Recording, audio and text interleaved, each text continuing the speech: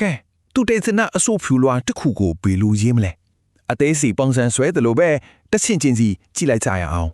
သူတွေတဲ့ proposal ရေးရမယ်ဆိုရင်ဘယ်ကဆွဲရမှန်းမသိဖြစ်နေတော့ကြတယ်ဒါပေမဲ့ဒီကိစ္စကိုရှုမြင်ပုံပြောင်းကြည့်လို့ရပါတယ်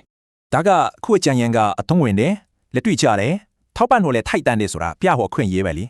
ဆိုတော့ proposal ကောင်းတစ်ခုမှဘာကိုလေ့လာမလဲဘာလို့အရေးကြီးလဲဘယ်လိုလုပ်မလဲဆိုတာရှင်းရှင်းလင်းလင်းဘာကိုပါရမယ်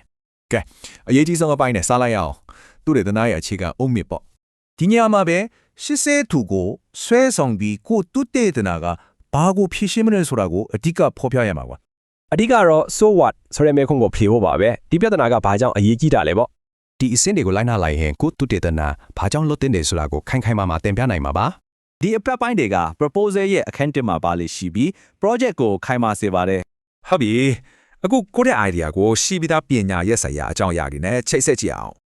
ဒါကကိုယ့်ရဲ့ပြဿနာနဲ့ပတ်သက်တဲ့စာပေတွေကိုပြည့်ပြည့်စုံစုံပြန်သုံးသပ်တင်ပြတာမျိုးပါ ဒါကစာရင်းကြားရတာထပ်ပို့ပါတယ်ကိုလေ့လာမှုကဒီပညာရက်နေဘယ်မှာဘာကြောင့်လိုအပ်တယ်ဆိုတာကိုပြတာပါ methodology အခန်းပါ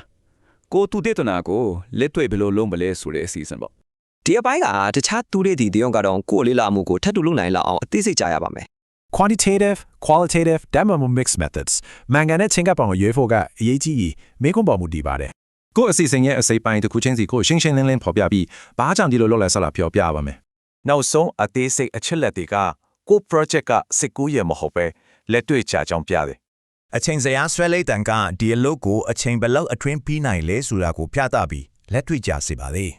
proposal များစုကစကလုံးနှချဝင်ခြင်းပဲဆိုလိုတာကအချက်လက်တွေကိုတိုတိုနဲ့လူရင်းပြောနိုင်ဖို့လိုတယ် proposal ကိုအချိန်ပေးပြင်ဆင်လေးနောက်ပိုင်းသူတေသနာလုပ်ငန်းစဉ်ကပိုချောမွေ့လေးပါပဲ